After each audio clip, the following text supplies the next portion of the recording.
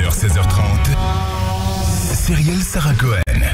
Bonjour à toutes et à tous et bienvenue sur Radio J. Ravi de vous présenter cette nouvelle émission. Aujourd'hui jusqu'à 16h30 avec mon invité, musicien, chanteur du groupe de rock français Dionysos, scénariste et réalisateur français, mais aussi Mathias Malzieu est également écrivain, auteur d'une dizaine d'ouvrages et il sort un recueil de nouvelles au merveilleux de l'enfance aux éditions HarperCollins. On va le découvrir dans un instant en échange suivi de mon coup de cœur à 16h05 à Jacques. L'occasion comme toujours de découvrir nos invités en direct sur Radio J. 15h, 16h30, Cyrielle Sarah Cohen. Radio J. Bonjour Mathias Malzieu. Bonjour. Merci beaucoup d'être mon invité aujourd'hui sur l'antenne de Radio J. Je vous l'ai dit en off, j'ai entendu tellement de jolies choses sur vous. Ah bah je sais pas qui sont ces fantômes bienveillants, mais je les remercie. Je les remercie aussi parce que voilà, ça fait toujours plaisir d'entendre qu'on va interviewer quelqu'un qui est aimé, qui est apprécié. Donc je suis ravie de vous avoir en face de moi. Merci d'être mon invité pour découvrir votre actualité, bien sûr, dans un instant. Mais on aime dans cette émission découvrir au-delà de tout qui vous êtes, au-delà de ce que vous faites. Et je vais vous demander pour ce faire tout d'abord 3 mots pour vous décrire. Alors je dirais métamorphose. Je dirais aventure et je dirais joie. Et joie. Eh bien, on va voir si ça colle avec votre personnalité tout au long de cette émission. Et alors, le début, toujours le début. Mathias Malzieu, vous êtes né un 16 avril dans les années 70 à Montpellier, ce qui nous fait un point commun. Nous sommes dans le thème de votre actualité aujourd'hui avec cette question que je vais vous poser maintenant et qui est quel genre d'enfance vous avez eu et dans quel cadre vous diriez que vous avez grandi, Mathias Malzieu? J'ai eu beaucoup de chance. J'ai eu beaucoup de chance parce que j'ai eu des parents qui m'ont donné un cadre, mais un cadre souple, qui m'ont permis de devenir moi-même. C'est-à-dire que c'était pas open bar, c'était pas du tout l'enfant roi. Mais par contre, il y avait déjà, sans que je sache à l'époque à quoi ça correspondait, une liberté d'expression très forte, du débat, une démocratie à table, à l'école. On était d'accord, on n'était pas d'accord, on apprenait, on criait, on pleurait, on était déçus, on était un peu hypersensible et hyperactif, mais il y avait de l'écoute, il y avait beaucoup d'écoute. Donc je sais que c'est un privilège de construction absolument considérable. Vos parents faisaient partie du milieu artistique ? Pas du tout de manière professionnelle. Ouais. Mon père a travaillé en tant qu'ingénieur commercial sur les premières cartes à puce, paiement par carte, mais aussi carte téléphonique. Et ma mère est vraiment une artiste qui aurait pu être une artiste, qui avait beaucoup de fantaisie. Même mon père peignait beaucoup, nous enregistrait Marcel Pagnol sur des cassettes, des choses comme ça. Il y avait une vibration artistique, mais pas professionnelle. Et ma mère, quand elle était petite, notamment, elle chantait du flamenco à Oran. Et elle gagnait plein de radiocrochets, de choses comme ça, jusqu'au jour où sa mère s'en rende compte et qu'elle en soit complètement interdit. Et ça lui a cassé, en fait, le rapport à sa propre créativité. Et c'est plus tard, quand elle a vieilli, qu'elle a recommencé à écrire des poèmes, ce genre de choses-là. Mais je pense qu'un jour, j'écrirai le livre « Et si elle avait fugué ou si sa mère avait réagi autrement ?» Ah, ça, c'est une jolie histoire. Donc, votre maman est d'Algérie ? Tout à fait, elle est oranaise espagnole. Oranaise espagnole. Quel est votre meilleur souvenir merveilleux de l'enfance? À vous, Mathias Malzieu. Mon meilleur souvenir, il y en a plein. Je pense quand même que c'est quand mon père m'a amené, alors c'est presque l'adolescence, mais à 14 ans, il m'a amené à Paris pour aller voir Roland-Garros. Alors moi, je regardais Roland-Garros à la télé, je jouais au tennis, je rêvais de John McEnroe dans le jardin avec ma petite raquette. Je rêvais beaucoup. J'imaginais des tournois de tennis dans ma tête. Enfin, je me racontais beaucoup d'histoires autour du football et du tennis quand j'étais petit. Et là, je voyais ça à la télé. Il m'amenait en vrai. On est rentré dans cette espèce de temple du tennis qui me faisait tant rêver. Et j'ai vu André Agassi en vrai. Et c'est vrai que c'était vraiment merveilleux parce qu'il y avait une espèce de collusion joyeuse entre le fantasme et la réalité. Et la réalité ne décevait pas le fantasme. Au contraire, quand je suis rentré, j'étais encore plus passionné de tennis. Oui, ça a continué de l'alimenter. Alors, je tiens à dire que vous avez grandi et que vous avez passé votre enfance à Valence. Tout à fait. Ce qui fait que vous avez dit que vous êtes monté à Paris. Et un accident de tennis va vous faire changer d'avis parce qu'au départ, en effet, vous vouliez que cela soit une vocation. Oui. Et c'est pendant votre convalescence que vous avez transformé finalement, parce qu'une passion va en amener une autre. Vous vous mettez à écrire des chansons en jouant avec votre guitare. Est-ce que vous vous souvenez des premiers mots, des premiers sons que vous chantiez ? Ah oui, très bien. Très bien, parce que la première chanson que j'ai écrite, je savais faire seulement 2 accords. C'était un Ré et un Sol, parce que j'essayais de faire Should I Stay or Should I Go des Clash, qui commençait avec le ta-na-na-na-na, c'était un Ré et un Sol. Et du coup, après, j'avais un Ré et un Sol. Et comme j'écrivais déjà des petits textes depuis un moment, j'ai essayé d'écrire une chanson avec ça. Et plus tard, j'ai écrit une autre chanson où je raconte que ma première chanson était écrite avec seulement ces accords. Et j'étais avec ce 2 bouts de ficelle. Et c'est vrai que j'étais avec pas mal de copains qui savaient bien jouer de la guitare, qui faisaient super bien les reprises de Led Zeppelin sur la plage pour plaire aux filles. Et que moi, je savais faire mon Ré, mon Sol. J'avais mes petits textes. Tout le monde se moquait un peu de moi. Mais ça m'a permis de me fabriquer une identité. Cette identité, vous allez l'alimenter en faisant la manche dans des restaurants Exactement. de stations balnéaires à la Grande Motte et Palavas-les-Flots. On connaît très bien en venant de Montpellier. Et c'est un endroit où on adore toujours aller, en tout cas quand on est dans le sud. Bien sûr. C'est vraiment des endroits assez mythiques. Et puis pour moi, c'était le souffle. Je découvrais en même temps tout ce qui était les poètes de la Beat Generation, Kerouac et consorts. J'avais Sur la route dans la poche quand je suis parti en stop de Valence pour aller jusqu'à Montpellier. Le soir, effectivement, je jouais mes chansons parce que j'avais quasiment pas joué de reprise dans les bars. Je faisais le taureau piscine. Vous qui êtes de Montpellier, vous connaissez ça, on peut peut-être expliquer un tout petit peu. Ça se passe dans les arènes. Ouais. Il y a une piscine au milieu, il y a un taureau, enfin plutôt une vachette. Ouais. Et puis il faut essayer de se faire courser par le taureau, de se jeter dans la piscine. Et pour moi, c'était le western. C'était le grand western à mon échelle. Et l'après-midi, je vendais des beignets sur la plage. Et c'est avec cet argent-là que je me suis acheté mon premier ampli, ma première guitare et mon pied de micro pour attaquer Dionysos à la rentrée. Rentrée que j'ai fait en fac de cinéma à Montpellier, mais je rentrais tous les week-ends voir mes parents et mes amis. C'est assez amusant de voir que finalement, vous allez retourner aux racines, mais tout seul. C'est-à-dire que vous êtes né à Montpellier, vous partez à Valence avec vos parents, mais vous retournez à Montpellier comme s'il y avait quelque chose là-bas. Il y avait la mer déjà. De très fort. Il y avait la mer, et puis c'est vrai que il y avait l'héritage méditerranéen de ma mère, et c'était une espèce d'équilibre. Montpellier, Valence, pour eux, c'était le nord déjà. Son père venait de Nîmes, même si lui, il est né en Lorraine. Donc Montpellier, c'est vrai que ça leur plaisait beaucoup, mais pour le travail, ils sont partis à Valence. Et ça a été une migration difficile pour eux. Et je crois que comme on allait tout le temps en vacances là-bas, etc., et puis en plus, il n'y avait pas la fac de cinéma à Grenoble. Sinon, je serais quand même sans doute allé avec les copains à Grenoble. Il n'y avait pas la fac de cinéma, mais quelque part, ça m'arrangeait bien parce que ça me faisait mon aventure. J'étais tout seul. J'étais obligé de penser un peu contre moi-même, de pas être en bande.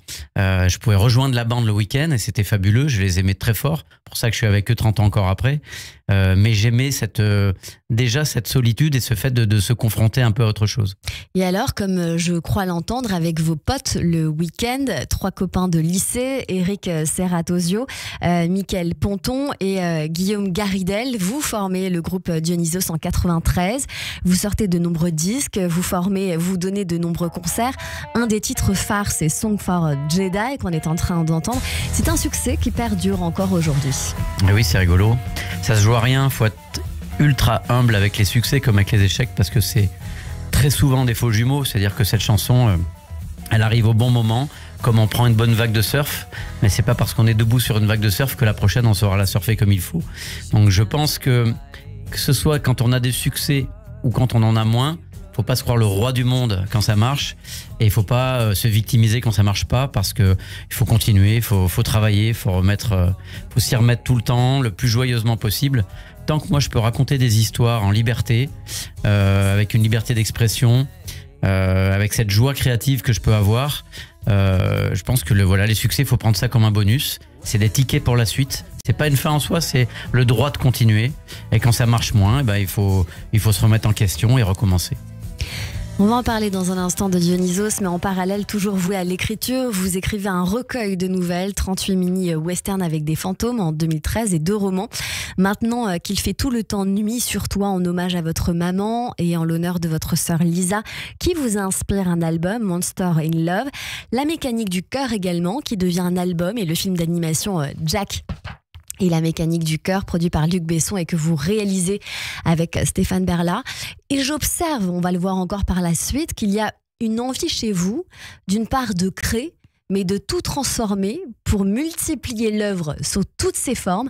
Et ça me fait penser à une expression un peu connue qui est « rien ne se perd, tout se transforme ». Oui, c'est vrai qu'il y a quelque chose comme ça. J'aime beaucoup ce côté... ce recyclage créatif, pas juste pour ne pas avoir de nouvelles idées, au contraire pour continuer de transformer. Comme si je plongeais à chaque fois mon esprit créatif dans un bain révélateur différent, avec une chimie amusante différente à chaque fois. C'est beaucoup de travail, mais c'est une gymnastique qui me permet de toujours changer de point de vue. Quand on réalise un film, le langage cinématographique merci, fait qu'on change la caméra d'angle et on change de point de vue. C'est comme ça qu'on raconte son histoire. Dans le cercle des poètes disparus, quand le professeur Keating demande à ses élèves de monter sur la table pour changer de point de vue. Et tant qu'on change de point de vue, qu'on est en mouvement, qu'on pense contre soi-même, alors la démocratie, même interne à soi-même, son autodémocratie, le fait d'être toujours en mouvement, est possible. Et ça m'a toujours passionné et j'ai compris ça dès que j'ai commencé à écrire des chansons, puis des chansons du coup, un clip, donc on imagine une autre façon d'envisager. Alors ça pourrait être un long métrage, ce personnage, qu'est-ce qu'il écoute? Et en fait, c'est passionnant de dérouler ces bobines-là de films, c'est des bobines de livres, c'est des bobines d'histoire. Une petite aparté en fonction de ce que vous venez de nous dire, le cercle des poètes disparus revient au théâtre avec Stéphane Fraisse. Je vais aller le voir. Je crois que c'est au Théâtre Antoine, Tout si à fait. je ne dis pas de bêtises. Il faut aller le voir et j'y serai aussi avec grand plaisir.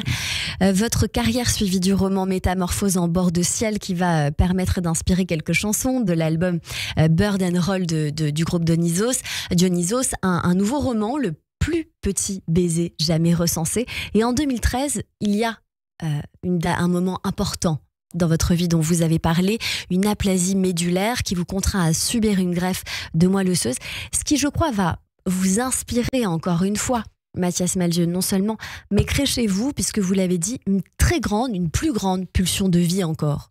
Là, on revient sur ce qu'on s'est dit au début par rapport à l'éducation. Voilà. Moi, la victimisation, se plaindre à la maison, c'était pas possible. Mon père avait traversé la ligne de démarcation caché dans une charrette de foin. Il a été caché sous les bombardements et il n'était pas moraliste avec ça. Mais en tout cas, on se plaignait pas pour rien. Et je crois que ça m'a beaucoup aidé de faire aussi des sports collectifs. Et même évidemment le groupe, un groupe de rock'n'roll, c'est un sport collectif social, émotionnel et artistique. Je crois que tout ça m'a beaucoup aidé à ne pas crier à l'injustice, à me plaindre, à geindre sur ce qui m'arrivait, et au contraire à essayer de me faufiler et d'aller attraper la lumière là où elle passe. Dans justement la préface du livre merveilleux dont on parlera un petit peu plus tard, il y a un ciel étoilé sur le livre. Et le ciel étoilé, c'est une métaphore qui me parle beaucoup, parce que dans les films, les premiers films, quand on voulait faire un ciel étoilé, on faisait tomber un voile noir sur de la lumière et on faisait des petits trous. Et les petits trous, c'est un petit peu la résilience, c'est un peu ce qui se passe un peu en ce moment. Quand encore il y a des poètes, quand il y a de la nuance, quand les gens arrivent à créer du lien avec tout ce qui se passe en ce moment, pour moi, c'est un ciel étoilé. C'est-à-dire que c'est pas parce que c'est noir qu'il faut faire du ton sur ton, soi-même se plaindre ou être que dans une posture qui souvent amène à l'imposture, qu'elle soit sociale, poétique ou politique ou même dans son couple, etc. Il faut continuer d'être en mouvement tout le temps. Et des fois, on n'y arrive pas parce qu'on est des êtres humains, donc on s'agace, on s'énerve ou on est fatigué. Mais tant qu'on a ce but-là, et quand, encore une fois, il y a la liberté d'expression et que moi, je fais le métier de travailler à mon rêve, alors c'est une chance extraordinaire. Et en l'occurrence, sur ce livre-là, j'ai travaillé un peu plus au rêve des autres. Exactement, on va le voir dans un instant. Alors sur la forme, j'avais beaucoup de choses à dire. Évidemment, c'est un livre presque féerique, rouge en papier glacé qui recouvre une pluie d'étoiles. Voyez-vous, je l'avais noté. On découvre un vieux papier sur lequel on adorerait dessiner comme sur les papiers de notre enfance ou de celui qui achète encore des vieux carnets. C'est aussi une façon de nous faire voyager, j'ai l'impression, Mathias Malzieu. Oui, et puis de démuséifier la littérature. C'est-à-dire que les anglo-saxons, même sur des très grands classiques, vont mettre des quotes, des photos, des dessins, des illustrations, ou alors des gros titres typos hyper dynamiques. Et du coup, on a l'impression de rentrer dans une librairie anglo-saxonne, par exemple à Shakespeare et compagnie à Paris, comme si on rentrait dans un magasin de jouets ou dans une pâtisserie un petit peu extraordinaire. Alors que en France, on a ce côté, les grands textes doivent être couverture blanche. Et ce sérieux, moi, a été un repoussoir enfant sur la lecture. Et il a fallu en fait que je passe par des chemins détournés pour y arriver. Donc c'est vrai que en plus là, ça faisait vraiment fonction narrative parce qu'on parle. C'est pas un livre pour enfants, c'est un livre sur l'enfance. Mais ça avait du sens complètement que d'en faire un livre accueillant qu'on ait envie de découvrir, ne serait-ce que avant de lire quoi que ce soit. Comment est né et comment vous avez travaillé ce livre-là? Alors on va quand même l'expliquer un petit peu. Aujourd'hui, vous publiez donc Au merveilleux de l'enfant. C'est un recueil de nouvelles aux éditions HarperCollins qui recense l'enfance des personnalités que vous admirez, que vous aimez et que vous êtes en parallèle allés chercher. Oui, tout à fait. C'est des projets qui viennent directement de rencontres en librairie, de festivals littéraires où on se parle. Moi, j'adore les rencontres librairie parce que c'est le concert de l'auteur, en fait. C'est-à-dire que c'est le retour direct, humain et concret qui cristallise ce qu'on fait. En concert, on a l'énergie, on a le public qui chante ou qui bouge. Et quand on a les livres, on est quand même tout seul. Et puis, c'est le moment où on peut se parler. Et notamment, ce livre-là, c'est une discussion avec un ami qui s'appelle Arnold Gilcher, qui était mon directeur artistique chez Barclay, époque des disques dont vous avez parlé tout à l'heure, Monsters in Love, Bird and Roll, etc. Et qui est devenu un auteur génial que j'adore et qui travaille maintenant chez Vagram Livre, HarperCollins, qui font des projets. Il m'a dit, mais t'aurais pas une idée, toi, de collection, quelque chose? Et je suis revenu vers lui très très vite avec cette histoire de demander des souvenirs d'enfance à des gens que j'aime humainement, artistiquement. Et tout de suite, on s'est dit aussi qu'on allait essayer de sortir du sérail uniquement littéraire. Donc du coup, il y a Justine Piluzot qui est une chef, il y a des chanteurs, des chanteuses. On aimerait bien, il y a un BDiste, Zep. Et si on a la chance de continuer, j'aimerais pouvoir continuer d'élargir parce qu'on a tous un raconteur d'histoire en nous. Et sur le format court, c'est un peu moins impressionnant aussi. Que si on demande tout de suite quelque chose de très long, c'est plus difficile. Et je voulais ouvrir cette possibilité-là. Exactement, c'est un panel infini. Vous pouvez aller voir plusieurs artistes. En tout cas, dans ce livre-là, il y a 16 personnalités, de Juliette Adam à Zep, en effet. Alors, je voulais savoir si vous les avez accompagnés dans leur histoire ou si c'était libre. Oui, alors bien sûr qu'il y a un cadre, mais encore une fois, comme j'en parlais avec mes parents, c'est un cadre souple. Évidemment, c'est un cadre qui ne corsette en rien. C'est un cadre qui permet de s'émanciper à l'intérieur, voire même de le trahir. C'est-à-dire que je leur ai même dit, si vous voulez inventer quelque chose qui fasse écho et qui soit plus juste qu'un réel souvenir, ça ne me pose aucun problème. J'ai pas besoin, la vérité est ailleurs. La fiction, des fois, dit encore plus le vrai, comme quand on met un masque de la commedia dell'arte, des fois on se révèle encore plus à travers un personnage. Donc je n'ai absolument pas obligé. Et après j'ai eu des discussions avant l'écriture des textes, des fois pendant et des fois un petit peu après. Et c'était génial pour moi parce que ça me faisait encore une fois changer de point de vue. Et j'ai adoré planter les graines de ce livre et les voir pousser. Un peu comme... je ne sais pas si ma compagne m'écoute, mais elle se moquera de moi déjà d'avance. J'ai toujours les métaphores un peu footballistiques. Ça m'est resté de l'enfance. Mais c'est comme si tout d'un coup, je devenais le passeur plutôt que celui qui marque les buts. Mais du coup, on devient un tout petit peu spectateur quand on est passeur. Et c'est une sensation émotionnelle très forte. On va rentrer dans le détail, si vous voulez bien, du livre que j'ai lu. J'ai été très touchée, moi, par le béguin d'enfance d'Olivia Ruiz et toute sa tendresse autour du doute aussi, très fort, qui finit par s'éclaircir, mais finalement, quand c'est un petit peu trop tard. Très touchée aussi par l'histoire de Sacha Goldberger. Oui.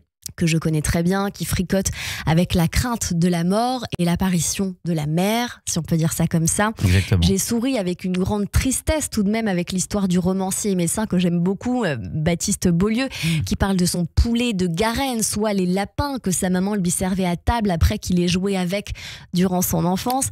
Josiane Balasco, qui nous parle finalement d'un triste souvenir d'enfance dans un café, bistrot, je ne sais pas, où elle a finalement, et peut-être d'une façon imaginaire, été sauvée au profit de plus jolis souvenirs dans un parc pour enfants. Et puis Zep aussi, qui finit en racontant son Wonderland en dessin pour terminer. Quel a été le souvenir que vous avez préféré? C'est comme demander quels enfants que je n'ai pas malheureusement que je préfère. C'est compliqué, mais je dirais qu'en tout cas, j'ai été ému aux larmes par la nouvelle de Virginie Grimaldi. et par sa chute, même si je savais dans quel contexte elle était en train de l'écrire, j'ai pleuré, tout simplement. Donc ça veut pas dire que je préfère, mais effectivement j'ai pleuré. J'ai beaucoup ri avec Philibert Hum et son histoire de football, de Nike troué de 11 septembre. J'aime cette faculté qu'il a du côté souris parce que c'est grave, ce qui ne veut pas dire que c'est pas profond, c'est la légèreté encore une fois qui permet la profondeur chez lui. J'ai adoré le poème de dernière minute de Cécile Coulon. Oui.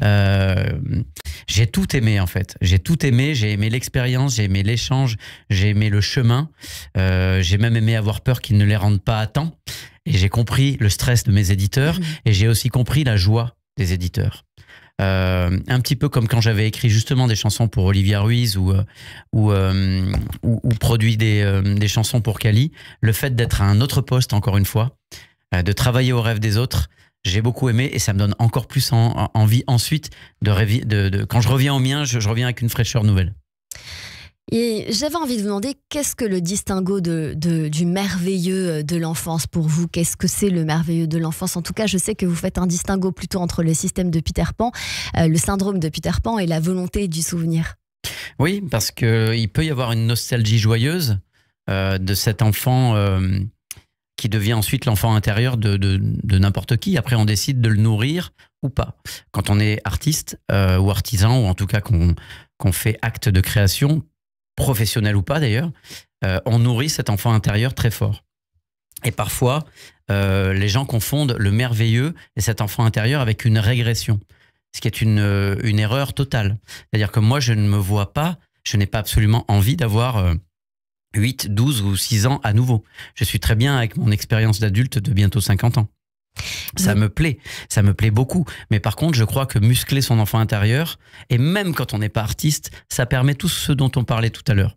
La nuance, penser contre soi-même, continuer de s'émerveiller sans être complètement dans la posture. C'est pour ça que je disais, voilà, dans la préface, que être poétique aujourd'hui, alors on peut appeler ça poétique, merveilleux, ce qu'on veut, c'est un acte politique. C'est très amusant parce que Penser contre soi-même, c'est un livre de Nathan Dever que nous aurons en invité vendredi dans cette émission. Génial, donc c'est une jolie transition. Restez avec nous, on continue cette émission avec vous, Mathias Malzieu du groupe Dionysos pour son recueil de nouvelles au merveilleux de l'enfance aux éditions HarperCollins. Dans un instant, on poursuit également avec mes chroniqueurs qui nous rejoignent pour découvrir les goûts culturels de notre invité, mais tout de suite le rappel des titres sur Radio J.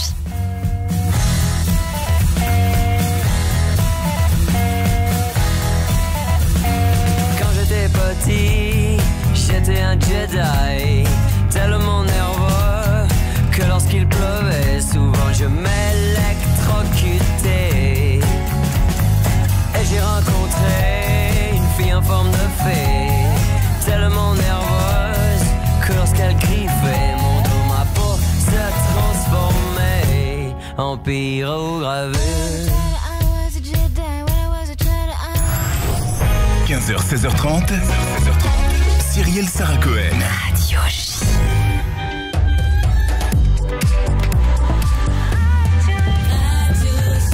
15h30 sur Radio J. Bonjour et bienvenue. Tout de suite, le rappel des titres avec Etani Belaïch.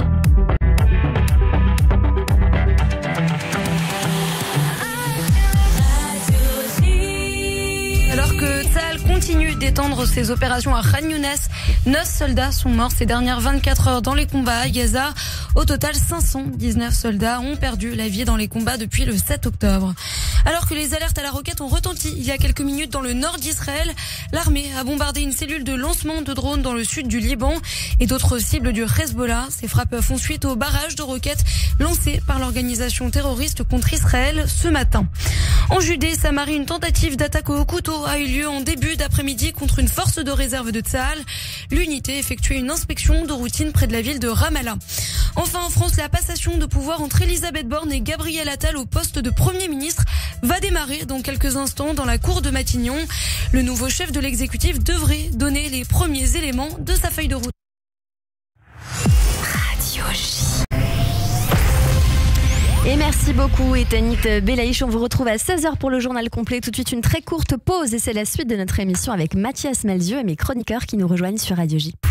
Radio J, le 6-9, Ilana Ferradian. Tous les matins à 7h45 sur Radio J, Christophe Barbier. Je vous retrouve tous les matins dans le 6-9 d'Ilana Ferradian avec un invité politique chaque jour. C'est le Barbier du matin. C'est tous les jours à 7h45 sur Radio J. Veldiv, le seul en scène poignant d'Alice Taglioni au Théâtre Antoine à partir des archives du mémorial de la Shoah. La première fois que j'ai porté l'étoile jaune, j'ai porté la tête haute et j'ai si bien regardé les gens en face qu'ils détournaient les yeux. On entendait déjà des bruits très alarmants sur une arrestation massive des Juifs. Moi, j'avais 20 ans, j'étais gaie, en pleine santé.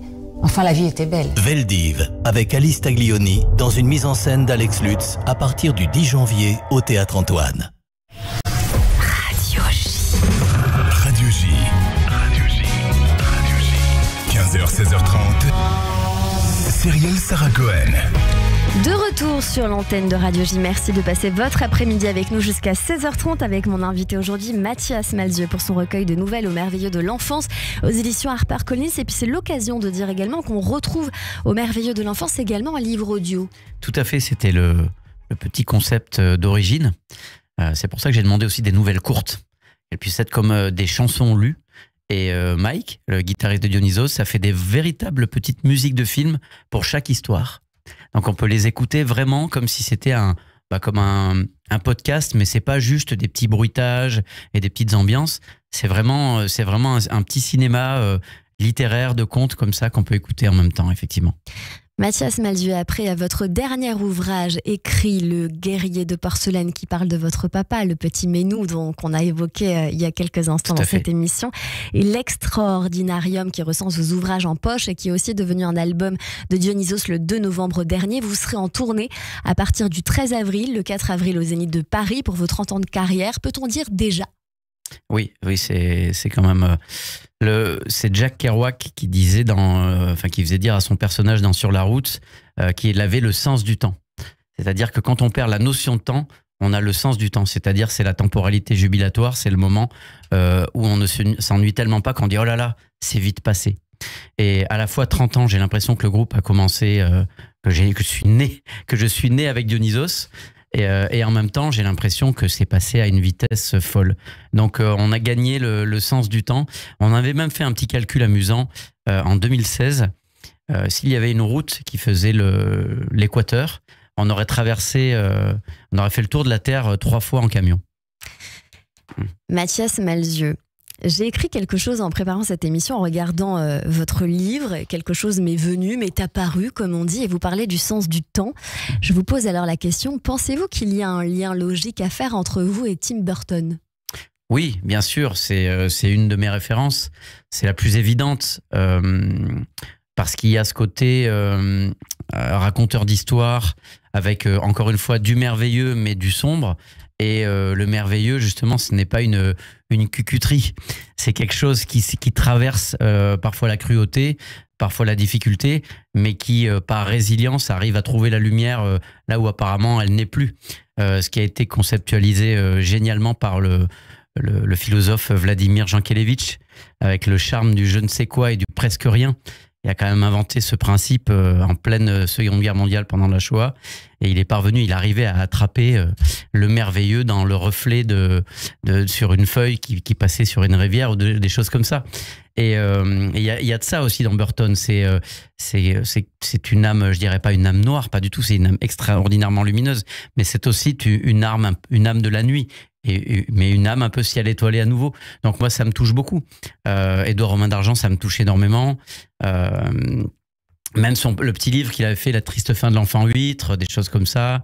Oui. Puis il y a cette esthétique aussi de rêve sombre, un peu excitant, ce mystère qui me plaît énormément chez Burton, oui, bien sûr. Il m'a fait même découvrir plein d'autres artistes, dont le pop surréalisme, qui m'a servi notamment pour styliser les personnages animés de mon film La mécanique du cœur. Vous voyez, je ne le savais absolument pas, Mathias Malzieu. Une dernière question. Il dirait quoi, Goldorak, de tout ça ?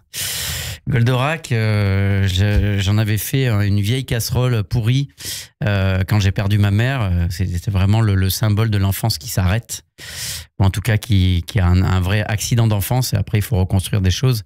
Donc j'avais imaginé la secoupe de Goldorak au fond de la petite rivière qui passe à côté de l'école où j'ai appris à lire. Et bon, j'espère qu'entre-temps, il a soigné un petit peu sa rouille et qu'il est redevenu un héros, parce que je crois qu'on a besoin par les temps qui courent d'héros, et les héros ne sont pas que des guerriers. Enfin, ça peut être des guerriers aussi de poésie. Par exemple, là, je suis un compte en ce moment sur Instagram qui s'appelle Les Guerrières de la Paix. Anna Assouline, que nous avons reçue dans cette émission. Anna Assouline, qui a organisé la Marche Blanche, etc. Je suis très touché par ce genre de guerriers, de guerrières-là. Et je pense que mon Goldorak imaginé et imaginaire, il irait à cette Marche Blanche. Merci pour vos mots très touchants, Mathias Malzieu. Dans cette partie d'émission, on va découvrir toute la culture que vous aimez ou bien qui pourrait vous plaire. Et tout de suite, c'est donc Hélène Kuttner qui nous emmène au théâtre. Et mes acclamations, mon enthousiasme, viva notre bienfaiteur. Olé, olé, olé. Au théâtre. Bonjour Hélène Kuttner et bonne année. Bonjour Cyrielle, heureuse année à vous. Vous avez des étoiles dans les yeux, je le dis Cyrielle, avec ses beaux yeux bleus, et notre héroïne à tous et à toutes. Bonjour Cyrielle, bonjour Mathias Malzieu, bonjour Alban, le prince charmant, et bonjour à tous les auditeurs. Alors permettez-moi, cher Mathias, de vous souhaiter tout d'abord une très belle année. Une année, je dirais, merveilleuse, pour reprendre le titre de votre recueil de nouvelles, parce que, comme vous l'avez très bien dit, en ces temps secoués par les guerres et les conflits de tous ordres, eh bien, c'est bien du merveilleux, de la fiction, de l'imaginaire et du rêve dont nous avons tous, petits et grands, sacrément besoin. Alors, j'adore une formule de vous, parce que vous avez dit dans une interview, le merveilleux, c'est une arme de construction massive. Oh, que je suis d'accord. Eh bien oui, quoi de plus créatif, de plus merveilleux, de plus symbolique, de plus constructif que les contes de fées? Je vais vous en dire un, puisqu'il s'agit d'une pièce de théâtre sous forme de conte de fées qui s'appelle Neige. Et Neige, c'est d'après une auteure et une metteur en scène qui vous plairait beaucoup, alors peut-être dans un prochain récit. Il s'agit de Pauline Bureau, qui est une metteur en scène et auteure, qui vient de créer au Théâtre de la Colline à Paris une pièce qui s'appelle Neige. C'est une adolescente de 14 ans qui cherche à s'émanciper du cocon familial qui l'oppresse. Alors il y a une mère, une créature immense en tailleur blanc, immaculée, qui ne lui laisse aucun espace de liberté. C'est le genre de mère un petit peu possessive, qui lui dit « Ne ris pas si fort, ne mets pas de jean, lève la jambe plus haut, refais des exercices de mathématiques, coiffe-toi, et puis si tu n'as rien à dire, tais-toi ». Autant d'injonctions lancées par une mère qui refuse elle aussi en fait de vieillir et projette sur sa fille en fait un double en miroir d'elle-même. Mais Neige, donc cette jeune fille en révolte, va vite lâcher son tutu, parce qu'au début on la voit en tutu de danseuse. Elle va chausser des patogas, elle va laisser ses cahiers de maths et elle va prendre la tangente, c'est-à-dire qu'elle va, armée d'un sac à dos, s'enfuir dans une forêt magique à la rencontre d'êtres qui lui ressemblent. Alors on se pose une petite question en toile de fond. Est-ce que le spectacle s'inspire du conte de fées Blanche-Neige, Hélène Kuttner? Eh bien oui Cyrielle, parce que Pauline Bureau, elle s'inspire à la fois du conte de fées Blanche-Neige des frères Grimm pour l'univers fantastique et la symbolique des contes de fées, mais aussi elle l'adapte à notre mode contemporain. Et c'est ce qui fait la réussite de ce très beau spectacle. Car Neige, finalement, c'est une adolescente d'aujourd'hui que l'on empêche, et vous l'avez dit tout à l'heure, tout simplement de rêver, de souffler, d'imaginer. Et c'est dans une forêt merveilleuse, celle des contes de fées, qu'elle va d'abord rencontrer son amoureux, qui est un belâtre au cœur de Tarzan, qui lui préfère hélas une autre jeune fille. Mais surtout, elle va rencontrer un homme plus âgé, une sorte d'ermite des bois, ancien cadre de l'industrie agroalimentaire, devenu écolo à 200%, qui a décidé de tout plaquer, tiens, pour se nourrir de racines, de poésie, à l'écoute du langage des arbres et des animaux. Et dans Neige, Pauline Bureau et sa scénographe ont imaginé un décor magnifique, une forêt peuplée de loups, de gazelles, d'arbres fluorescents et de citernes d'eau turquoise.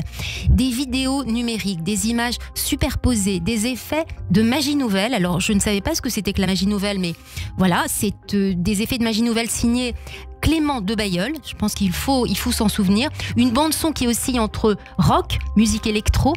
Tout cela nous plonge dans un univers New Age, néo-médiéval, je dirais que c'est du Tim Burton, mais avec des couleurs, qui vont permettre à la jeune fille de se réconcilier avec elle-même. Waouh, ça donne Et envie. le spectacle, est-ce qu'il est autant recommandé aux enfants qu'aux adultes? C'est la grande Exactement, question. aux enfants à partir de 10 ans et aux adultes, car tout le monde peut voir ce spectacle, tant la richesse visuelle, et d'ailleurs ça commence quand on rentre dans la salle de spectacle, les projections sont autour des spectateurs, la symbolique très accessible et les personnages familiers peuvent aisément être compris de tous. Alors il y a également beaucoup d'humour dans les dialogues, toujours chez Pauline Bureau, il y a de l'humour qui s'attache à faire vibrer toutes les préoccupations des jeunes adultes. L'histoire de Blanche-Neige, finalement, devient un teen movie contemporain, un roman d'apprentissage d'une ado qui veut grandir autrement, trouver un sens à son existence, dépasser les dictates et la pression matérialiste et utilitaire de la vie.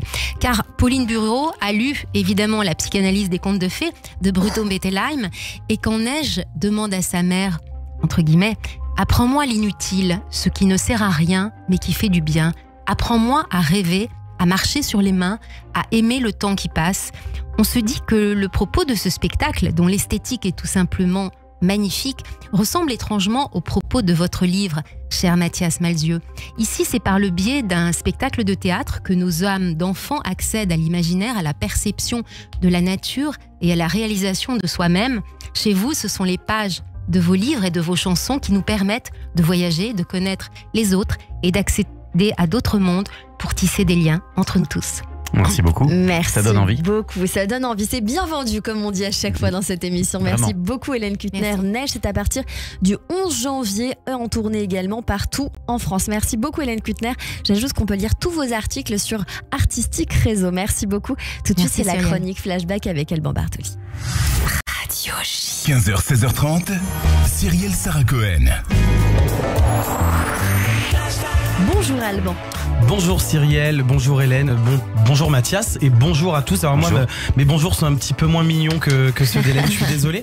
Mais pour commencer, je vous souhaite mes meilleurs vœux pour cette année 2024. Et pour que cette année commence sous les meilleurs auspices, je suis allé m'informer sur la musique, la littérature et le cinéma qui vous font vibrer, Mathias Malzieu.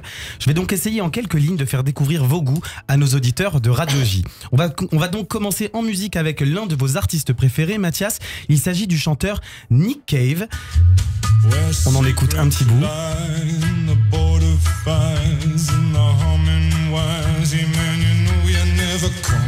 Alors Nick Cave est australien et comme vous Mathias, il est connu pour être auteur, compositeur, interprète, mais il est aussi écrivain, poète, scénariste et acteur à ses heures perdues. Il a acquis sa notoriété grâce au groupe Nick Cave and the Bad Seeds. Il a une voix de baryton, une grande intensité émotionnelle et une obsession pour la mort, la religion, l'amour et la violence. Il est tellement fasciné par la mort qu'en 96, il publie avec son groupe l'album Murder Ballads, un recueil de chansons sur le thème du meurtre. Et bonne année à tous.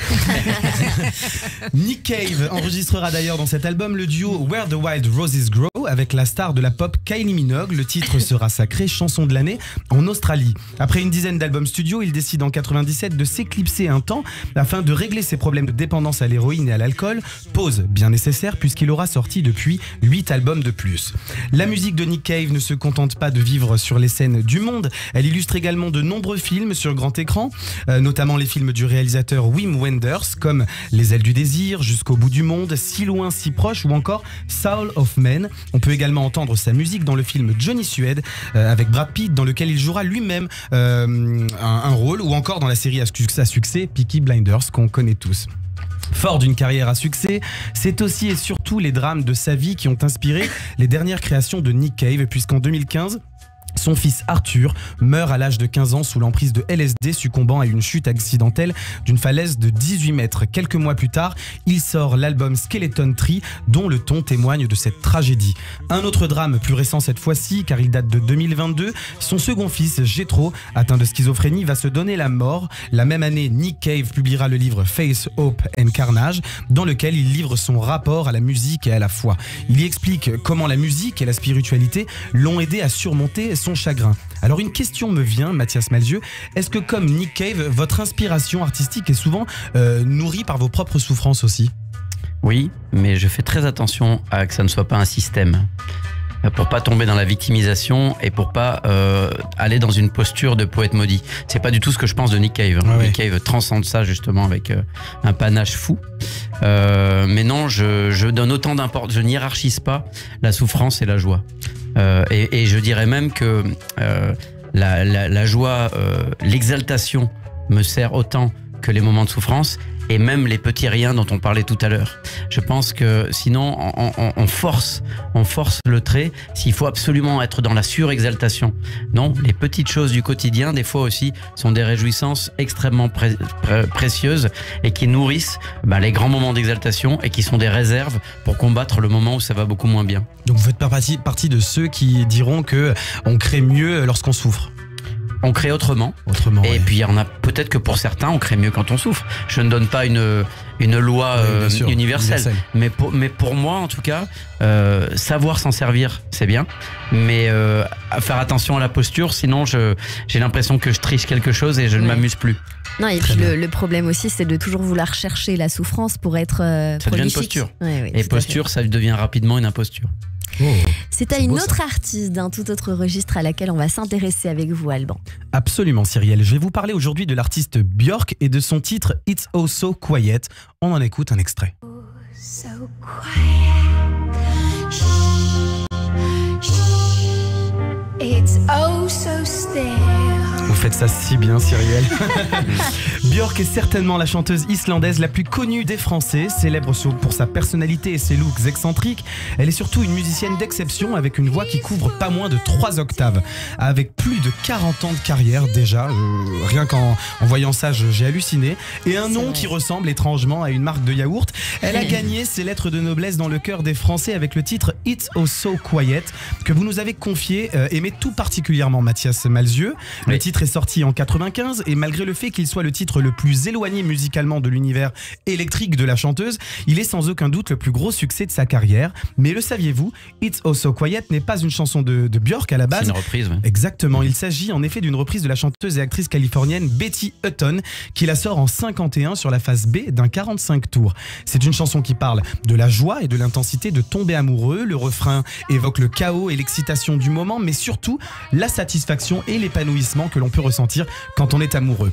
La chanson a été d'autant plus popularisée puisqu'elle a servi de musique pour la pub du parfum Anaïs de Cacharel, on s'en souvient tous. Et pour la petite anecdote, elle a été également reprise en français en 1951 par Henri Salvador. Ça s'appelle Tout est tranquille et ça donne ça. Tout est tranquille. Génial. Que se passe-t-il? On entendrait. C'est trop doux, trop mignon. Ah beau. oui, on aime beaucoup en plus Henri Salvador. Mathias, en plus d'être chanteur, vous êtes également auteur, on l'a vu dans cette émission, et c'est justement du côté des bibliothèques que l'on va partir avec vous, Alban. Tout à fait, Cyrielle. Et dans votre bibliothèque, Mathias Malzieu, on peut certainement retrouver l'œuvre de Bulgakov, Le Maître et Marguerite. Mikhail Bulgakov est un écrivain et médecin russe qui a travaillé comme médecin pendant la Première Guerre mondiale. Dans ses œuvres les plus notables, on peut citer La Garde Blanche, le roman de Monsieur de Molière, Cœur de chien, Morphine et bien entendu Le Maître et Marguerite qui vous plaît tant. Il s'agit d'un roman fantastique paru en 67. C'est un peu un ovni de littérature car il s'agit à la fois d'une histoire d'amour, d'une critique politique et sociale, d'une comédie burlesque et d'un conte fantastique. Il est aujourd'hui considéré comme l'une des œuvres majeures de la littérature russe du XXe siècle. Dans Le Maître et Marguerite, 2 scènes importantes d'action s'alternent. La première se déroule à Moscou dans les années 30 où Satan se fait passer pour un mystérieux gentleman, le professeur Wolland, je crois que c'est comme ça qu'on dit. Oui. Il est accompagné de plusieurs créatures comme le valet Koroviev, un chat noir armé d'un pistolet, d'un vampire. Voilà, d'une goule. Alors une goule, c'est un vampire au féminin, d'après ce que j'ai compris, et d'une sorcière. Alors Satan et ses amis du surnaturel font des ravages dans la culture moscovite de l'époque. Leurs cibles principales sont l'élite littéraire, le syndicat, le sommet social corrompu et les bureaucrates. Le deuxième lieu d'action principal est Jérusalem, au temps de Ponce Pilate, ce qui ressort des conversations entre le personnage de Wolland et le bureaucrate Berlioz. Le roman raconte le procès de Jésus et la compréhension et la sympathie croissante du diable. Le livre n'a été édité que 12 ans après la mort de l'auteur et il a eu un tel succès qu'il a été adapté en film vivant, en film d'animation, en mini-série télévisée, en série radiophonique, en bande dessinée, en roman graphique, en production théâtrale, en ballet et en opéra. Il a également figuré dans des dizaines de chansons pop et de classiques. L'œuvre est d'ailleurs entrée dans la liste des 100 livres les plus influents du siècle selon le journal Le Monde. Alors si comme notre invité, vous avez vous aussi envie de découvrir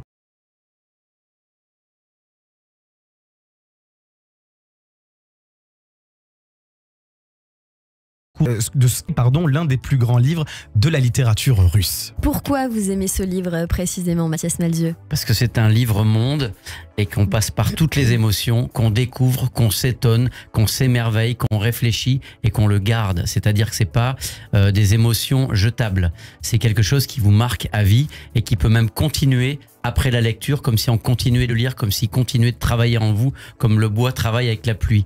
Et j'ai eu beaucoup de mal à rentrer dedans parce que j'aime beaucoup lire plein de livres en même temps. Et celui-là, il y a tellement de personnages et il est tellement riche qu'il faut lire que celui-là. C'est grâce à ma compagne Daria Nelson qui a beaucoup insisté. Mais si, il faut que tu insistes. C'est un livre extraordinaire et elle avait grandement raison. Et c'est effectivement devenu un de mes livres préférés de tous les temps.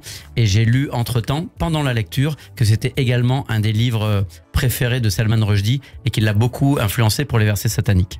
Ah, ça c'est une grande information en effet. Du côté des écrans, on a pour habitude de parler cinéma avec vous, Alban, mais cette fois-ci un documentaire. Ce sera aujourd'hui de ce dont on va parler.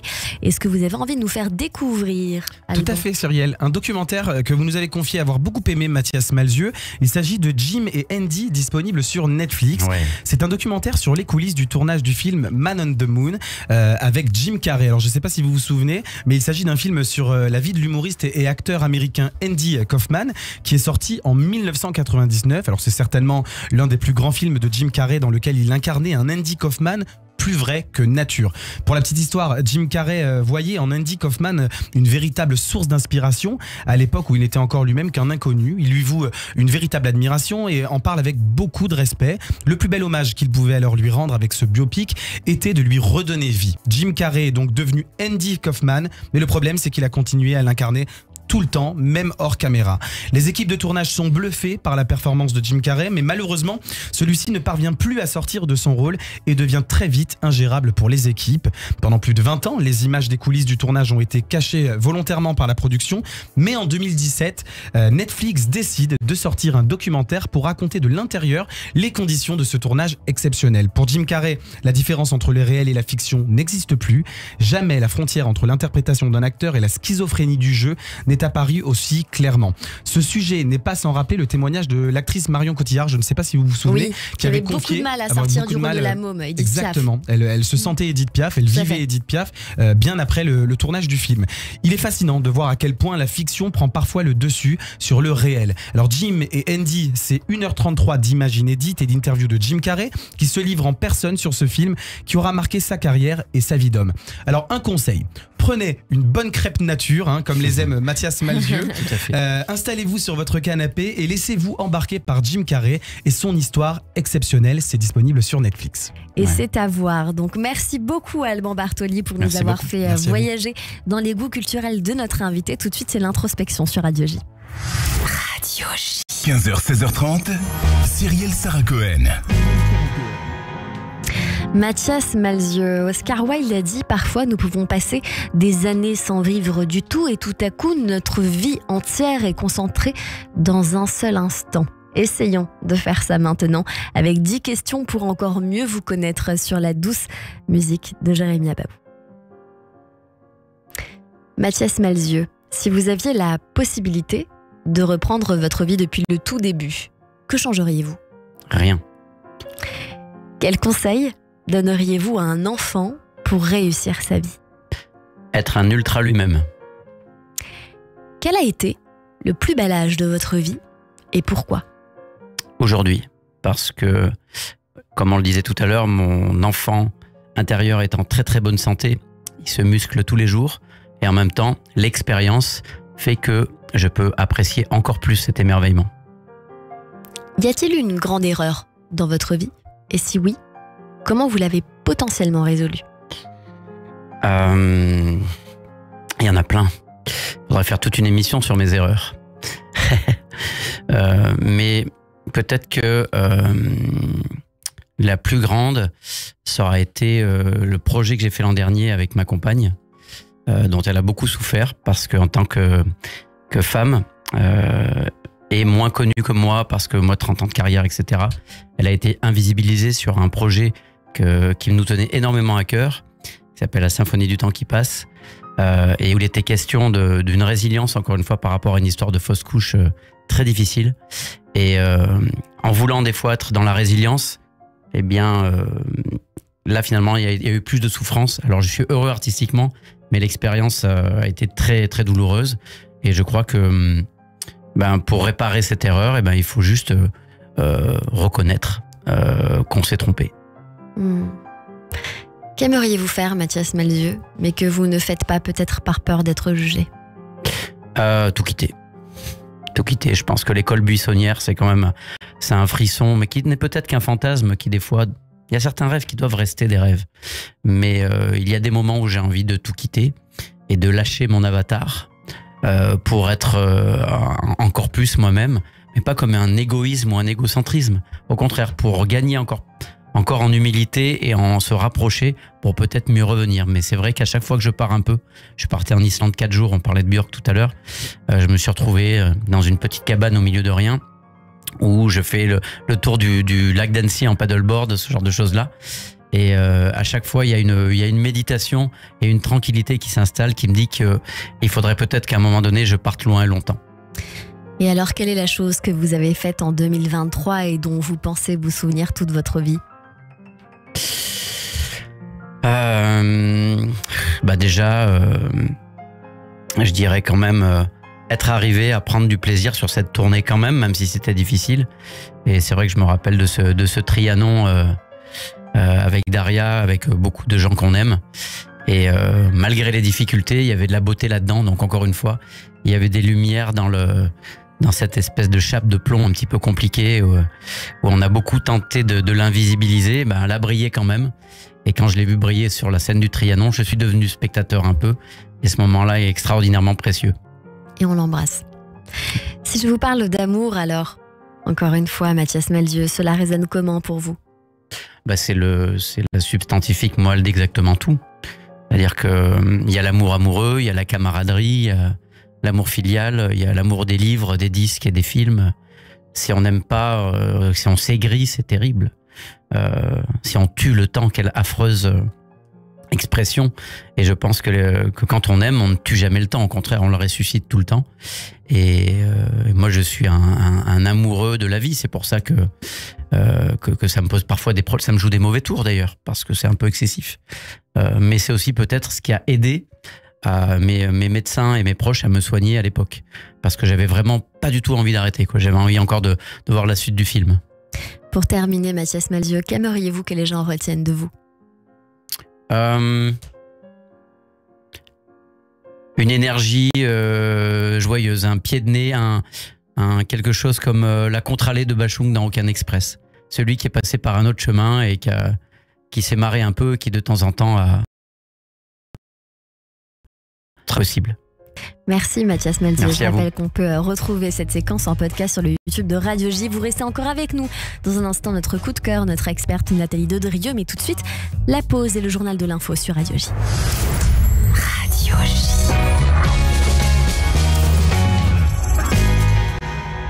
La Fondation Kazip Kojazor a le plaisir de vous convier à son dîner de gala le lundi 5 février 2024 dans le cadre prestigieux du Pavillon Royal. Invité d'honneur, Raphaël Enthoven et le pianiste Jérémy Ababou. Avec 2 siècles d'action sociale, la Fondation Kazip Kojazor conjugue au quotidien le mot solidarité au profit de plus de 30 000 personnes démunies de notre communauté. Kazip Kojazor, 01 49 23 71 40.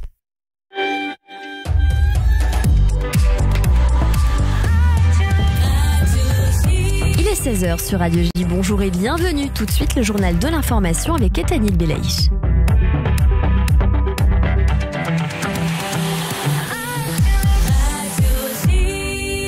à tous. Au 95e jour de guerre en Israël, Tsahal annonce la mort de plusieurs soldats à Gaza. 5 soldats, plus précisément. D'abord, le sergent-chef Amit Moshe Shahar, 25 ans, originaire de Ramat Yochanan.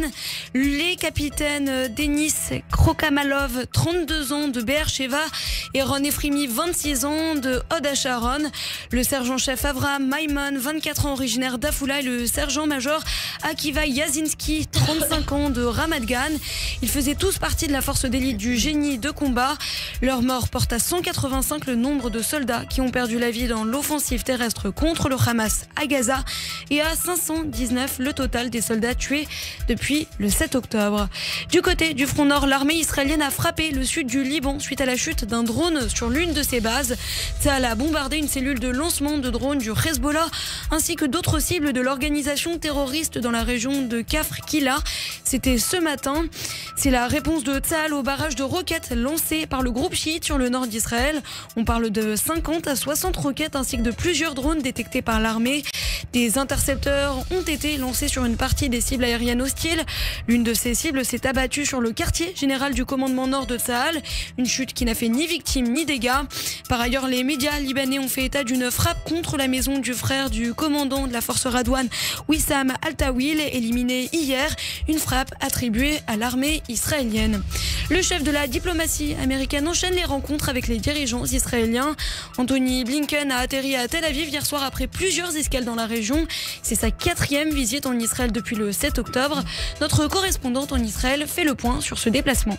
Anthony Blinken qui doit participer tout à l'heure à une réunion de travail avec les membres du cabinet de guerre et a d'abord donc été reçu par le président Yitzhak Herzog. Le secrétaire d'État américain vient de discuter avec les dirigeants israéliens du programme pour la bande de Gaza après la guerre, mais il y a aussi les enjeux plus pressants comme la suite de l'offensive de Tzahal contre le Hamas et la situation humanitaire dans la bande de Gaza. On sait que les États-Unis font pression sur Israël pour réduire l'intensité de ces opérations et il reste aussi la situation qui se dégrade, on le voit sur le front nord face au Hezbollah, alors que l'administration américaine cherche un compromis ou au moins un mécanisme de désescalade entre Israël et le Liban. Notre correspondante en Israël, Pascal Sunshine. Une délégation israélienne est en ce moment en Égypte pour des négociations, une semaine après le gel des discussions sur un nouvel accord de libération des otages. Des discussions qui avaient été stoppées net après la mort du numéro 2 du Hamas, Saleh Al-Arouri, tué, on le rappelle, dans la banlieue sud de Beyrouth. Selon le Times of Israel, une délégation israélienne de haut niveau serait donc arrivée hier soir au Caire pour des négociations, ce qui indique que les pourparlers indirects sur la libération des otages reprennent. La France a un nouveau Premier ministre, c'est Gabriel Attal. En fin de matinée, le président de la République Emmanuel Macron a décidé de nommer celui qui était, il y a encore quelques heures, le ministre de l'Éducation nationale à la place d'Elisabeth Borne. Gabriel Attal et Elisabeth Borne effectuent d'ailleurs en ce moment la passation de pouvoir à Matignon. Enfin, ce soir aura lieu une cérémonie d'hommage aux victimes de l'attentat de l'Hypercacher.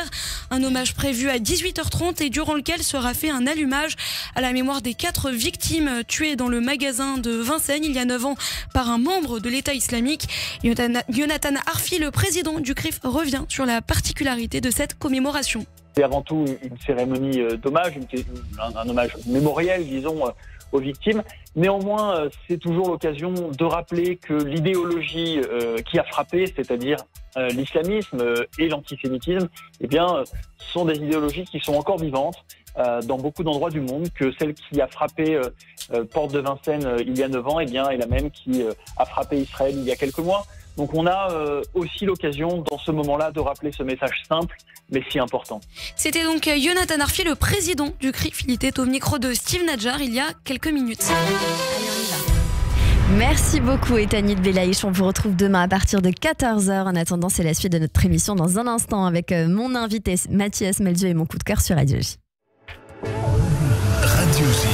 Vous écoutez Radio J à Paris sur 94.8 en DAB+, et sur notre appli Radio J. Radio J. Aujourd'hui, c'est la guerre en Israël. En France, nous devons mener le combat contre l'antisémitisme. Nous avons besoin d'une presse juive forte. S'abonner à Actualité Juive pour 95 € par an est un acte militant. Plus Actualité Juive aura d'abonnés et plus la voix de notre communauté sera écoutée. Abonnez-vous en formule papier ou digitale sur actualitéjuive.com. Actualité Juive. Actualité Juive. L'hebdomadaire incontournable de la communauté. Actualitéjuive.com. Veldiv, le seul en scène poignant d'Alice Taglioni au Théâtre Antoine à partir des archives du mémorial de la Shoah. La première fois que j'ai porté l'étoile jaune, j'ai porté la tête haute et j'ai si bien regardé les gens en face qu'ils détournaient les yeux. On entendait déjà des bruits très alarmants sur une arrestation massive des Juifs. Moi, j'avais 20 ans, j'étais gaie, en pleine santé. Enfin, la vie était belle. Veldiv, avec Alice Taglioni, dans une mise en scène d'Alex Lutz à partir du 10 janvier au Théâtre Antoine. Ce sont nos enfants qui se battent pour défendre la terre sainte, Eretz Israël. Aujourd'hui, nous sommes attaqués. Nous devons nous battre pour gagner. Il n'y a pas d'autre alternative. Nos soldats sont au front, ils ont besoin de vous. Adressez vos dons à 100% La Royale, BP 17 75 921 Paris CEDEX 19. 100% La Royale. 100% La Royale. 06 09 44 31 25. 06 09 44 31 25. Radio J.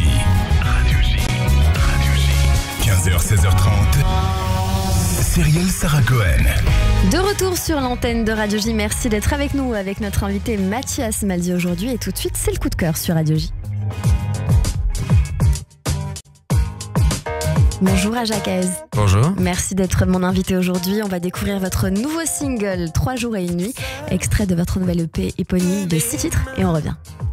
Je peux construire, voir plus loin, franchir d'ultimes déserts, m'y retrouver si je perds.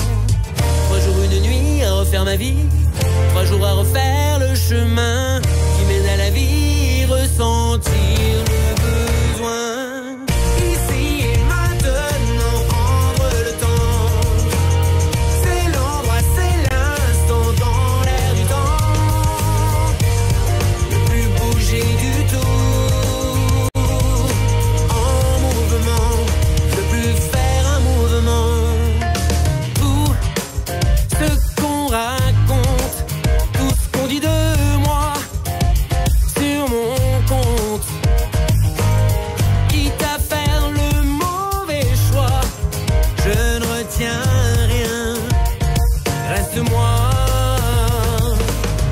3 jours, une nuit à refaire ma vie, 3 jours à refaire le chemin qui mène à la vie, en devenir quelqu'un. Ici et maintenant, prendre le temps. C'est l'endroit, c'est l'instant dans l'air du temps. Lui demander beaucoup. En mouvement, ne plus faire un mouvement. Tout, tout, tout, tout, tout.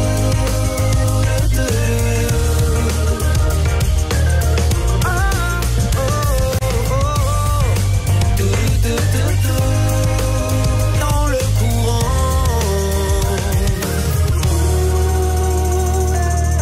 3 jours, une nuit à refaire ma vie, 3 jours à refaire le chemin pour en revenir même de loin. Ici et maintenant, prendre le temps. C'est l'endroit, c'est l'instant dans l'air du temps. Lui demander. Chers auditeurs, vous le savez, dans cette émission, il se passe toujours des choses assez folles. Et aujourd'hui, eh bien, c'est encore la preuve contre le coup de cœur et l'invité principal. Il y a des synchronicités assez folles. À Jacques Aez, je vous redis bonjour. Rebonjour.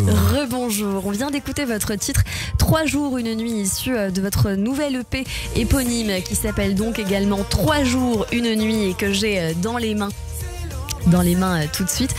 Vous êtes un artiste international, vous êtes un artiste depuis toujours, je crois savoir, hein. C'est votre dada, vous êtes auteur, compositeur, interprète et producteur de musique. Vous avez commencé très jeune au conservatoire de musique classique en tant que pianiste, puis vous avez décidé, diplôme en main, de continuer vos études dans une école de jazz à Lyon. Vous êtes parti ensuite aux États-Unis, à Los Angeles, je crois savoir, et surtout, je tiens à dire que vous venez de Valence, ce qui vous fait un point commun avec notre invité. Et oui. Eh oui. Mais pas seulement, parce que tout à l'heure j'ai interrogé Mathias Malzieu sur ce pins qu'il a sur la veste qui est Goldorak, et je crois savoir qu'il y a encore quelque chose. Oui, ce qui est fou, c'est que je viens de voir ce pins et en fait j'ai exactement le même pins mais en porte-clés, et c'est la clé d'entrée de mon studio. Donc c'est assez drôle. Et moi je vivais dans un appartement qui était dans la cave de son studio. Et on a pris les mêmes avions pour Los Angeles. C'est vrai ça ? Non. Eh bien voilà, on voulait un peu d'émerveillement, vous nous l'avez donné, Mathias Malzieu. Alors, dans votre carrière à Jacques Aez, il faut dire qu'il y a une date un petit peu importante pour vous, c'est je crois en 2003, une rencontre avec Véronique Sanson. C'est bien avant en fait. J'ai rencontré Véronique, je devais avoir 19 ans, via son fils en fait, qui est devenu mon meilleur ami. Je viens de le quitter là, il y a 10 minutes. Et voilà, et vu qu'on a cette même fibre musicale, ça a tout de suite matché entre Véronique, Chris et moi. Et voilà, et c'est une très très belle amitié. Une très jolie amitié. En tout cas, en 2003, il se passe quelque chose puisque vous composez la musique de Vue sur la mer sur l'album de Véronique Sanson, Longue Distance. Par la suite, vous allez sortir plusieurs titres. En fait, on a beaucoup travaillé ensemble. C'est-à-dire que dès que j'écris des chansons, je lui fais écouter, forcément. De toute façon, c'est un passage obligatoire chez elle. Dès qu'on va dîner et qu'on a fini de dîner, c'est bon. Va me jouer ton nouveau morceau, je veux écouter. Donc on se met au piano, et voilà, ça finit toujours en jam et c'est toujours très agréable. Donc voilà, j'ai fait ses premières parties, donc c'était quand même génial. C'était quand même génial, j'imagine bien, avec une grande artiste comme celle-ci, puisque elle vous demande de toujours écouter. Et bien nous, on va continuer d'écouter aussi avec Je veux du bonheur.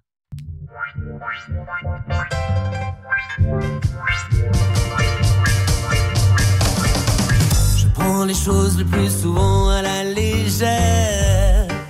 J'ai tant besoin de prendre l'air. C'est un peu pour tous ces gens qui exagèrent, tous ces sans-gêne qui me volent mon oxygène. Ah, ah, ah, ah.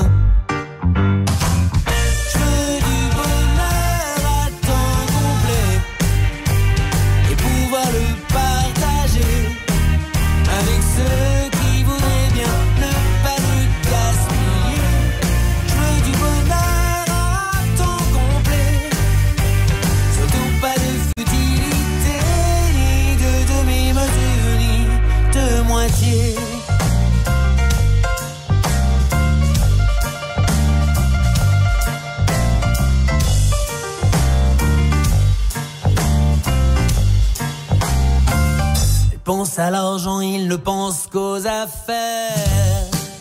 Laisse pas de place au mystère. Et s'ils pouvaient enfin ôter leurs œillères, leur talent ne resterait pas au vestiaire. Ça non. Ah, ah, ah.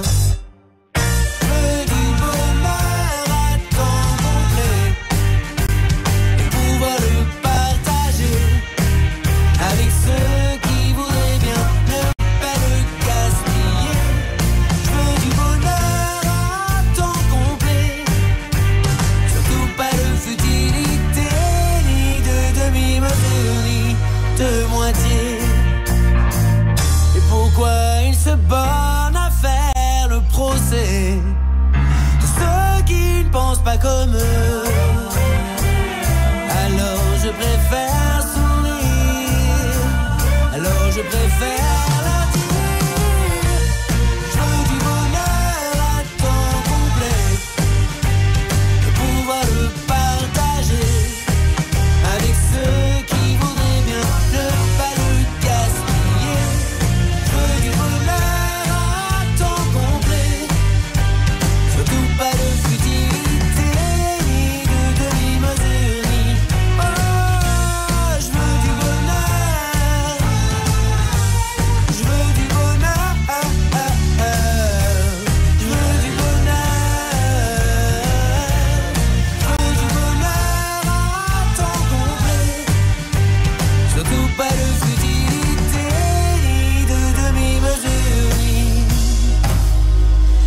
de moitié.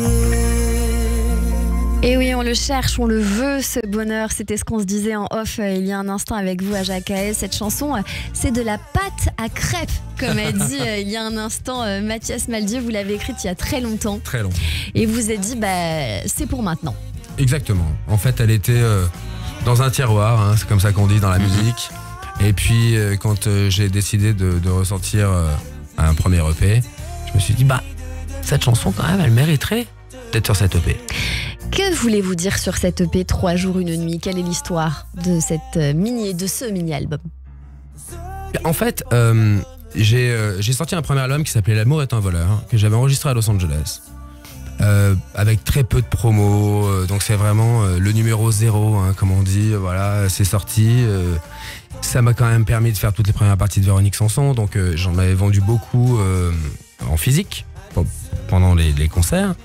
Mais bon, après voilà, cet album s'est un peu endormi tout seul. Et puis j'ai fait d'autres choses. Hein. J'ai écrit pour d'autres gens, j'ai fait des musiques de pub, je suis quand même musicien avant tout. Donc quand j'ai décidé de refaire cette première moitié d'album, on va dire, j'ai mis tout celle qui me plaisait vraiment. Donc 3 jours et nuit, Je veux du bonheur, qu'est-ce qu'il y a d'autre dessus, Tueur de peine. Alors j'ai collaboré avec des auteurs pour les textes. Tueur de peine, c'est monsieur Christian Terzian, peut-être tu connais Christian Terzian à Valence. Non, oui, je vois qui c'est, bien sûr. Tu vois qui c'est, voilà. Christian a écrit Tueur de peine, Anonyme. Voilà, 3 jours et nuit, c'est Emmanuel Puglia qui a fait le texte. Je veux du bonheur, c'est moi. Faut se faire confiance, c'est moi. La balade d'Edgar Allan, c'est Lorraine Aldabra qui a fait le texte. Voilà. Mais là, je vais en sortir d'autres. Mais maintenant, je vais sortir single par single.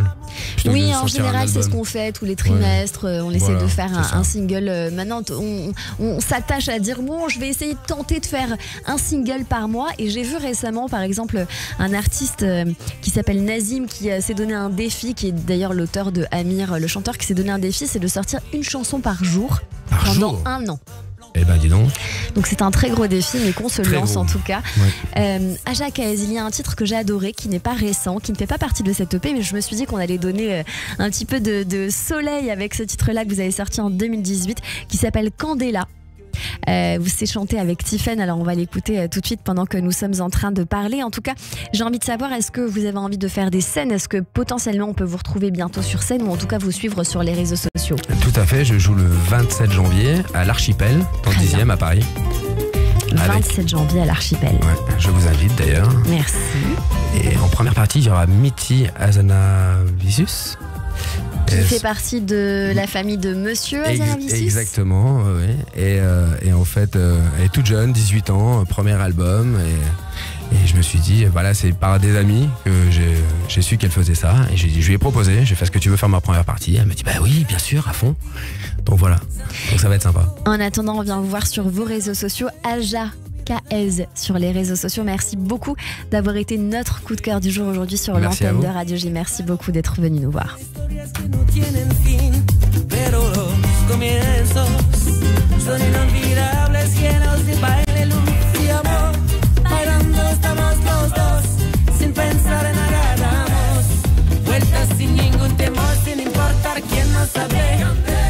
Tus manos me queman. Bailar en la luna llena, tus ojos arden, mi boca se quema.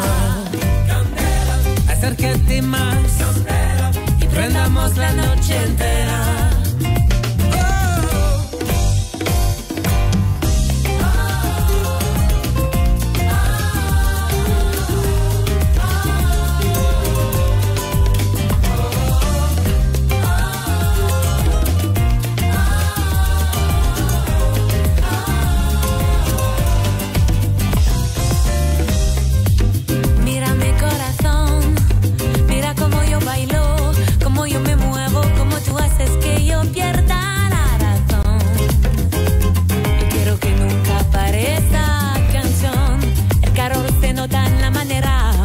Bailamos tú y yo, y no hay nada que me haga cambiar de opinión.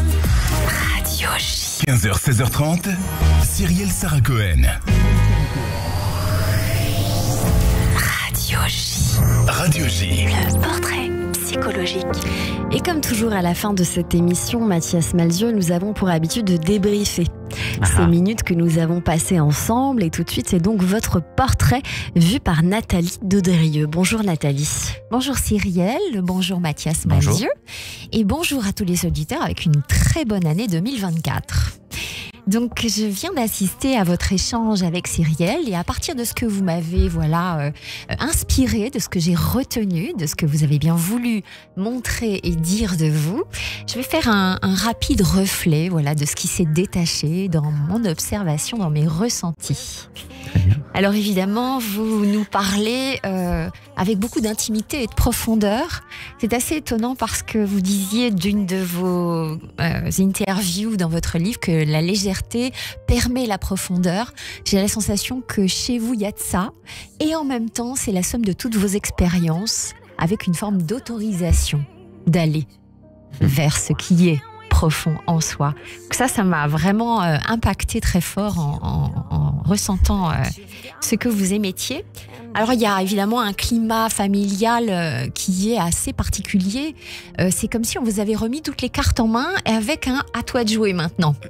C'est vrai. Il y a un peu ça, c'est un vrai don que vous avez reçu de la part de parents qui ont vécu un chemin d'épreuve, d'après ce que j'ai pu aussi entendre ici. Et en fait, ce climat, il est soutenant. Il est un peu comme une main amoureuse qui dit « vas-y, marche et tombe ». C'est pas grave, tu vas tomber plusieurs fois et tu vas apprendre à te relever. La résilience est très très au cœur de ce que vous amenez à chaque fois. Avec cette sensation de « c'est permis ». De reconnaître qu'on se trompe. Et vous le disiez aussi à un autre endroit. C'est même une vertu. Ouais. Et souvent, c'est un peu ça aussi, l'éducation, la pédagogie, elle encadre moins cette façon de s'autoriser à expérimenter et à se tromper. Donc, j'ai trouvé que ça se détachait beaucoup. Alors évidemment, cette liberté d'expression, ces débats d'ouverture, tout de suite, ça vous donne une fibre artistique qui est transmise par les parents, peut-être de façon inconsciente aussi, mais il y a une énergie et une vibration que vous catalysez en vous et qui, malgré une vocation de tennisman, voilà, vous faites en sorte de suivre une autre route. Et je dirais que c'est cet accident, vous en faites une opportunité. Et là, on retrouve le mot métamorphose que vous nous avez partagé en début d'émission, dans les 3 mots que vous avez demandé, Cyrielle. Donc évidemment, vous en profitez dans votre convalescence pour vous fabriquer une identité de chanteur, compositeur, interprète. Enfin voilà, vous créez à partir, bien sûr, comme vous l'avez dit, de votre souffrance, mais aussi beaucoup de la joie. Vous faites attention et vous êtes prudent à ne pas vous laisser enfermer par vous-même pour pas entretenir des stratégies et des mécanismes qui seraient des conditionnements et des croyances, dirais-je, limitantes. Vous laissez encore une fois beaucoup d'ouverture à aller explorer les différentes polarités de l'ajustement créateur qui est en vous. Ça, c'est assez habile. Et évidemment, vous explorez les différentes parties de ces dualités, de ces pièges, de ces autorisations. Et ça fait de vous, finalement, cet autre mot que vous nous avez posé, un aventurier. C'était votre 2e mot. Vous allez à l'exploration, vous en faites même votre leitmotiv, c'est être en mouvement. Ça revient beaucoup, alors c'est évidemment présent dans votre posture, vos bras s'agitent beaucoup lorsque vous parlez avec passion, alors qu'on peut remarquer des tensions. Comme en ce moment, vous agrippez la table, lorsque vous êtes face aux 10 questions d'introspection, vous sentez qu'il y a une attention particulière à donner et là, votre posture corporelle change tout à fait, c'est assez bluffant. Et finalement, toujours changer de point de vue, ne jamais se plaindre, ce sont peut-être des héritages directs de l'éducation et ça fait de vous quelqu'un qui se met en challenge, qui se met en chemin. Il y a vraiment ce moteur. Alors évidemment, vous avez dans cette éducation, on ne se plaint pas, on ne se victimise pas et on attrape la lumière là où elle passe. En 2013, vous êtes face à une épreuve de santé assez forte qui vous redonne encore plus de pulsions de vie. On est avec vraiment ces deux polarités face à Eros et Thanatos, qu'on peut très bien connaître, la pulsion de mort face à la pulsion de vie, qui cohabitent bien. Alors je fais une passerelle avec le nom du groupe, Dionysos. Vous l'avez peut-être pas choisi pour la raison que je vais évoquer, mais c'est quand même le dieu de la fête, de l'ivresse. Et surtout, il est né 2 fois. Et c'est exactement ça, il est né 2 fois parce que Zeus a dû le récupérer et le mettre dans sa cuisse pour qu'il puisse continuer sa croissance. Après le ventre de Sémélé, effectivement. Exactement. Alors c'est tout de suite le dieu de la fête, le dieu de l'ivresse. Je retrouve votre 3e mot, c'est la joie. Vous créez à partir de ça.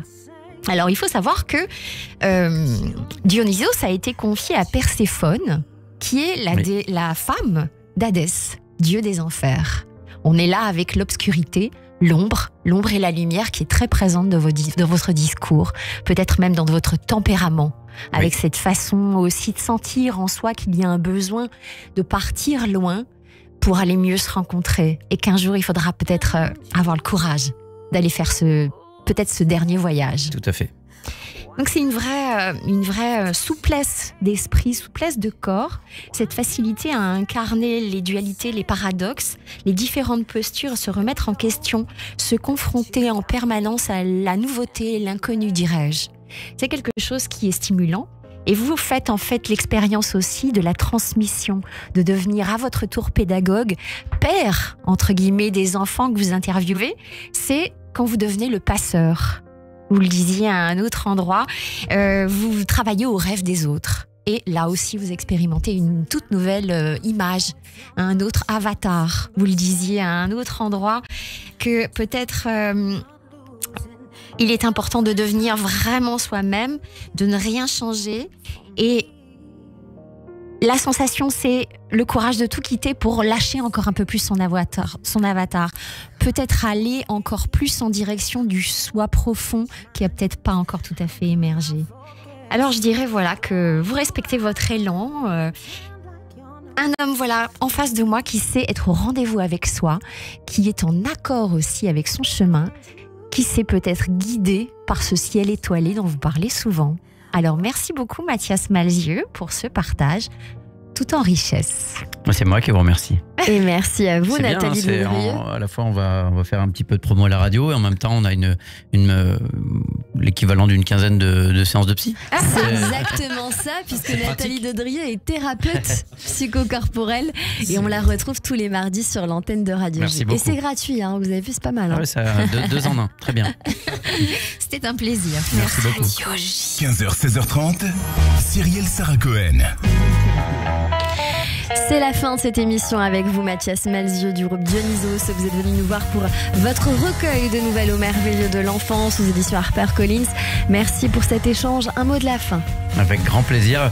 Le mot de la fin, merci, tout simplement, parce que c'était joyeux. Ça a duré 1h30. Et encore une fois, on parlait de la notion de temps et du sens du temps. J'ai l'impression que ça durait 20 minutes. Merci, c'est un très beau compliment. Merci beaucoup d'avoir été avec nous sur Radio J. Merci à l'artiste Aja Kaes d'avoir été mon coup de cœur du jour sur Radio J en concert à retrouver le 27 janvier à l'Archipel. Merci d'avoir été avec nous à la réalisation audio et vidéo Benjamin Arnaud. Notez que vous pouvez réécouter cette émission sur radioj.fr, YouTube, toutes les plateformes de streaming. Merci à toutes et à tous de nous avoir suivis. Et rendez-vous demain dès 15h avec Alex Darmon pour son documentaire à ne pas manquer, le ministre qui ne devait pas l'être sur Éric Dupond-Moretti. On en parlera donc demain et le documentaire est diffusé très bientôt sur France 5. À demain et belle journée à tous sur Radio J.